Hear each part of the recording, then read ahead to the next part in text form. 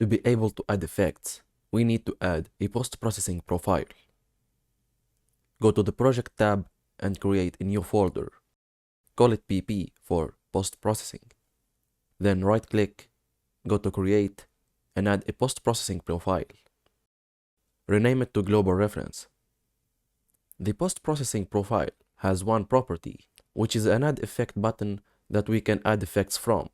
Now we need to add it to the scene. Go to the Post-Process Volume Game object. Then go to the Post-Process Volume component. In the profile, you'll see a slot looking for a post-processing profile. You can add a new one by clicking New. You can also add an already existing one. Drag and drop the global reference into the slot.